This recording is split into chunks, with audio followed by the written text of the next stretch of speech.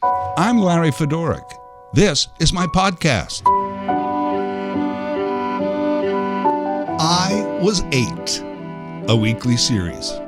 I grew up in the middle of the great Canadian prairie in a small town called Waukau, Saskatchewan. It is the town of my childhood, and these are the stories of when I was 8. Timelines bend a little, and some of the names have been changed, but all of these stories mostly happened as told. I was 8. Chapter 10, Mrs. Nowak. When I was 8, my dad quit his job for the railroad to become bartender and assistant manager at the local hotel pub in town. For added income, he also drove the school bus. That meant that my dad woke up at daybreak, drove the school bus around the country to bring the farm kids into town for 9 a.m., went downtown to open up the pub for 11 a.m., used his mid-afternoon dinner break to drive the kids home from school, then went back to work at the pub till closing at midnight, getting home somewhere between midnight and 1 in the morning. Unless he found a card game, in which case it was later. How he kept that pace was beyond me. On Saturdays, of course, it was just the pub job, but his weekly routine usually got him out of church on Sundays. I would say, "Hey, I work hard too." That didn't cut it. I had to go to church.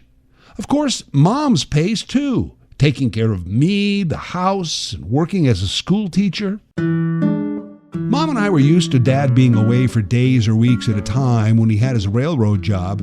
Thankfully, when he did that, he didn't give me the, "Son, while I'm away, remember you're the man of the house." No, none of that malarkey. Listen to your mother or else, that was what I got. Let's not have any fantasies or delusions. You are the kid of the house, no matter who's home. I think at some point the dog had more authority in that house than I did. It was different seeing Dad around somewhat regularly. At least our evenings were the same. Mom and me. Dad downtown slinging beer and spirits to the lowlifes. Can you imagine drinking in the middle of the week for no reason? My mom just couldn't see it. We were a small town, but had the only pub for miles around. So drinkers came to the pub, spent the evening, and then drove the dirt roads home in the dark at 60 miles an hour. What could possibly be the harm in that? These were the days when being the town drunk was actually an hilarious occupation, and phrases like, "My car knows its own way home," were popular and even believed. Most evenings, though, back when I was the kid of the house, it was Mom tidying up and then correcting papers for her school class. If you think about it, Dad drove them to school in the morning. Mom attempted to shove some knowledge into their pinheads, and then Dad drove them right back into stupidity at the end of the day. Those evenings, I'd watch TV, read comics, invent games until it was time for bed. I learned to sleep light so that I could hear Dad coming home. If he got home shortly after closing, all was fine. I would just hear murmuring in the other rooms. If he got home very late, and possibly a few dollars shy, there was hell to pay. So I had to get up to mediate the ensuing battle. It's not as bad as it sounds. Or maybe it was. I don't know. I'm pretty much over it. And more on that in a future chapter. So Mom didn't socialize too much outside of the family and church, with her job and home and me and all. But every once in a while, right after dinner, Mrs. Nowak would come over for coffee. I want to say her name was Ethel, possibly Esther.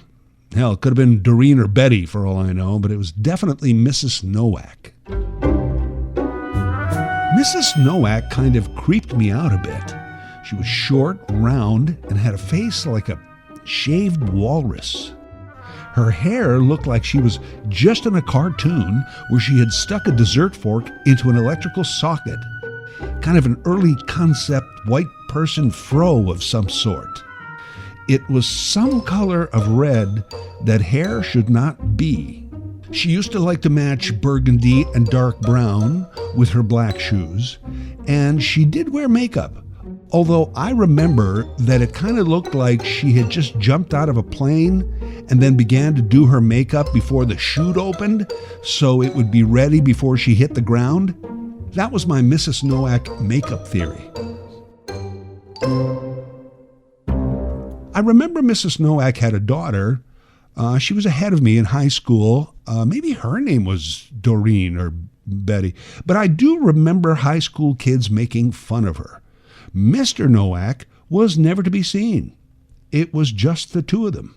Mr. Nowak had died, or was in the army, or was in hospital with amnesia, or was married to several women, or just vanished one day, or was in jail or a mental home.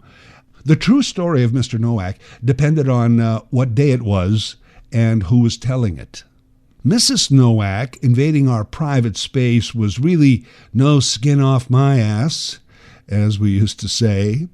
I was in the zone of my favorite show or game, and the droning of conversation coming from the kitchen didn't bother me in the least. I don't think my mom particularly enjoyed her company, but one must be hospitable, Mom would tell me. And, she really has no one to talk to, what with Mr. Nowak away on business all the time. Away on business, I see. Yes, so fine. Later those evenings, when I would hear the screen door slam, I would wander into the kitchen to see if they had left any cookies, and could I have one? Now, they usually weren't the good kid cookies, more like grown-up coffee cookies. But hey, free cookie, bonus cookie. One night, after the cookie, me back to my comics, Mom back to her schoolwork, the screen door creaked open, and Mrs. Nowak came barging back into the house. No one locked doors in our town. Her voice was loud. Her eyes were blank. Like a doll's eyes. Black eyes, like a doll's eyes. And she was enraged. She stomped through the kitchen, into the living room, opening cupboards and closet doors, my mother walking right behind her. "Where's my purse?" she bellowed. "You stole my purse." "Calm down, Esther, Ethel, whatever," my mom said. "We did no such thing." I should mention at this time that Mrs. Nowak's purse was right there on her arm, bouncing off her burgundy pants as she stopped around the house. Mom even pointed that out to her once or twice, but it was of no use. I was beyond scared. Bride of Frankenstein was about to kill us all. Suddenly, Mrs. Nowak stopped in her tracks, stared blankly out of our living room window for about 30 seconds. Then, as quickly as she had entered, she left, shuffling off into the night. Whoa, Mom! What the hell was that? What just happened? I was shaken like a leaf on a tree. Mom tried to calm me and explain that we were never in any real danger. Probably. And that Mrs. Nowak had a form of epilepsy. I'd seen epilepsy on TV. That's not what epilepsy looks like. Mom explained that this was different, that her fits involved her just going blank and not realizing what was going on or where she was, and eventually she would just snap out of it. Well, this was it then, right? She was off the guest list. She'd be barred from the residence and our entire property. The hook would be in the eye of the screen door, right?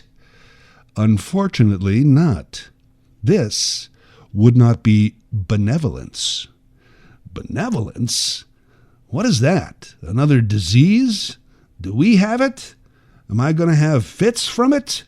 She's fine most of the time, just a little sick, and we do our best for sick people.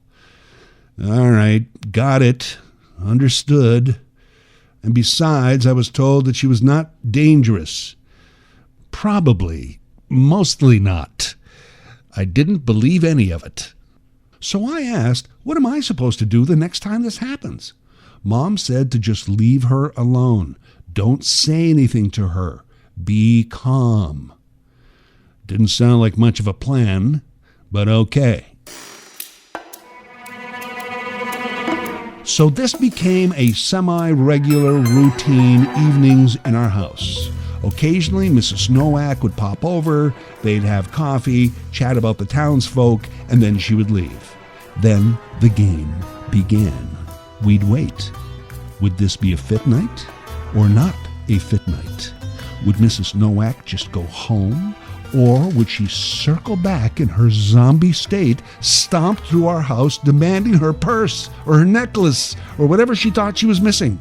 After Mrs. Nowak left, Mom would go back to correcting papers, and I, even though I was just the kid of the house, found a spot to hide halfway up the stairwell, where I would sit with a stick, just in case I was called upon. Yes, I had a stick. All us kids had sticks. I was still scared, but at least I had a stick. Sometimes I would bring my Roy Rogers replica six-shooter. It was only a toy gun, but she didn't know that. Most evenings were fine, but on those nights when Mrs. Nowak returned looking for her purse and her keys and her shoes, I would sweat it out in the stairwell until I heard the screen door slam. Didn't feel much like a cookie after that. One night, Mrs. Nowak had a fit right in the middle of the coffee chat, and after a tirade, she sat right back down at the table and picked up the conversation just where it left off. That one was strange to watch. Maybe it's the coffee and cookies setting her off, I suggested. Maybe you should switch to tea and crackers. But apparently, as Mom said, it was a tad more complicated medically speaking. I would see Mrs. Nowak around town at other times, sometimes with her daughter. She always smiled at me. She seemed fine. But I knew that she wasn't. So I began to suspect everybody. Hell, how did I know who possibly had caught epilepsy from Mrs. Nowak?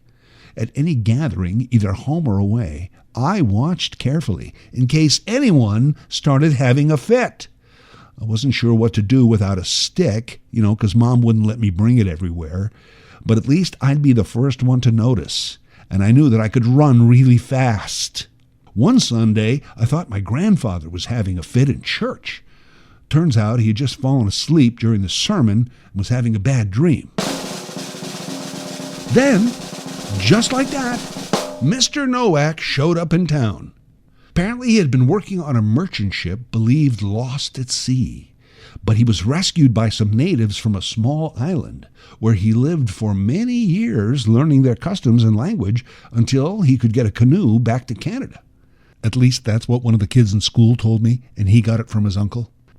He put Mrs. Nowak into a hospital in the city, and eventually he and Doreen Betty moved out of town as well.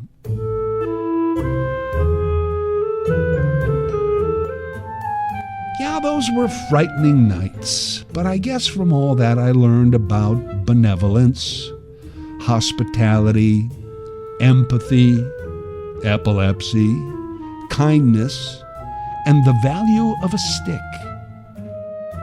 However, the big lesson didn't dawn on me till years later as I remembered those scary nights.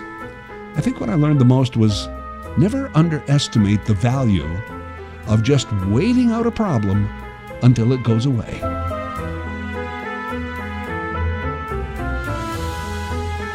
I Was 8 is a weekly series written, produced, and voiced by Larry Fedoruk. A new episode every Thursday. Share your stories with Larry, or if you like, share Larry's stories with a friend.